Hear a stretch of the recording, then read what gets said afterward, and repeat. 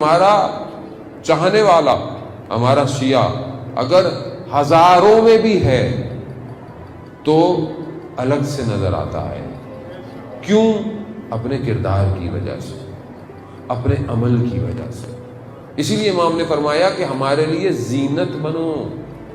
یعنی جب اگر کوئی تمہیں دیکھے تو ہمیں جب یاد کرے تو کس کا شیعہ ہے یہ، کس کا ماننے والا ہے یہ.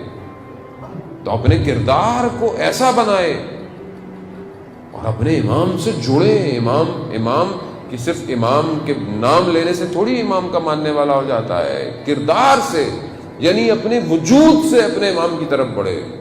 تاریخ میں ایسے لوگ گزرے ہیں کہ جو امام کو اس طرح نہیں مانتے تھے جس طرح امام کو ماننا تھا، مگر امام پر ایمان ضرور رکھتے تھے. ابو بصیر کہتا ہے کہ میں کوفہ کا رہنے والا ہے، چھٹے امام کا صحابی ہے. اس کے پڑوسی ایک تھا جو کہ بہت ہی جو برا کام ہو سکتا تھا کرتا تھا. لوگوں کا حق کھاتا تھا، لوگوں کی چیزیں غصب کرنا، گھر میں وہ لاؤ لعاب کی محفلیں رکھنا، آوازیں آنا. یہ اس کا پڑوسی تھا. پڑوسی ہونے کے ناطے اس کا حق بنتا تھا کہ اس کو تذکر دیتا، امر بالمعروف ہوتا. خیر اس نے بھی یہی کیا کہ آپ کیا کرتے ہیں. تو بہرحال اس نے بھی پڑوسی ہونے کی وجہ سے احترام کیا اور کہا کہ دیکھیں ہم دنیا کے آدمی ہیں، آپ شریف النفس انسان ہیں، آپ چھوڑیے ان کاموں کو. لیکن بہرحال انہوں نے تذکر دیا. یہ تذکر دینا کچھ نور جاگ گیا اس کے اندر. یہ جو لوگ بار بار کہتے ہیں بھائی کیا کریں مولانا، کتنی تبلیغ کریں، یہ تو سنتے ہی نہیں ہے، یہ بچہ سنتا نہیں ہے، یہ گھر میں نہیں سنتا، وہ خاتون نہیں سنتی، کوئی فائدہ نہیں ہے. نہیں عزیزان محترم، فائدہ ہوتا ہے. قطرہ بھی گرتا رہے نا، پتھر میں سوراخ ہو ہی جاتا ہے. یہ تذکر دینے نے اس کے اندر کچھ جگا لیا. تو کیا کہتا ہے کہ ابو بصیر، اگر تم جس کو اپنا مولا کہتے ہو اگر وہ میری ضمانت دے دیں تو میں سب چھوڑ دوں گا. اب دیکھ رہے ہیں آپ، اس طرح نہیں مانتا لیکن کچھ جاگ اٹھا. ابو بصیر مدینہ آئے، امام کی خدمت میں امام کو فرمایا ایسا ایسا میرا سا پڑوسی ہے. امام نے کہا اس کو بولو جو لوگوں کا حق کھایا ہے وہ واپس کر دے، جو بھی اس نے چیزیں ہیں اپنی زندگی صحیح کر لے، ہم اس کی ضمانت دیتے ہیں. اللہ، امام جس کی ضمانت دے دے.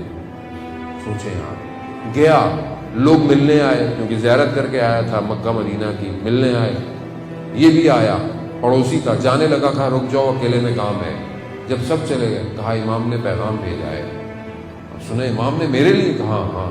امام فرماتے ہیں کہ یہ سب جو لوگوں کا مال کھایا ہے اس کو واپس کر دو، زندگی وہ جو سارے برے کام چھوڑ دو، ہم ضمانت دیتے ہیں.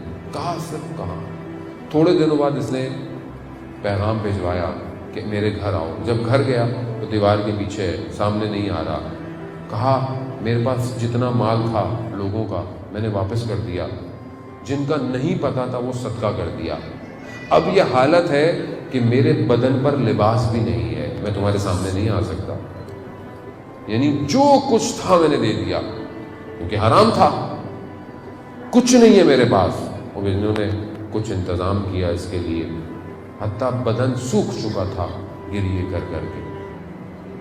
کچھ دنوں بعد پیغام آیا کہ میرے طبیعت خراب ہے. یہ پہنچا، آخری وقت ہے اس کا، کبھی ہوش میں آتا ہے کبھی بے ہوش ہو جاتا ہے، پھر ہوش آتا ہے، پھر آخری دفعہ ہوش میں آیا. کہتا ہے ابو بصیر تمہارے امام نے میرے ساتھ وفا کی. اور پھر آنکھیں بند ہوئی اور پھر مر گیا. اب جب ابو بصیر مدینہ دوبارہ گیا تو امام کے گھر میں داخل ہی ہوا تھا، ابھی دروازے سے اندر ہی آ رہا تھا.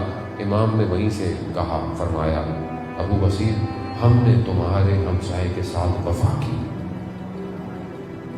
عزیزان محترم، امام کیا مانگ رہے ہیں؟ اطاعت. قرآن کیا فرما رہا ہے؟ بسم اللہ الرحمن الرحیم، اطیعوا اللہ واطیعوا الرسول واولی الامر منکم. کچھ نہیں، سادی سی بات، اللہ کی اطاعت کرو، رسول کی اطاعت کرو، اولی الامر کی اطاعت کرو، یعنی امام کی اطاعت کرو. کچھ نہیں کہا. خب میں اپنی زندگی میں دیکھوں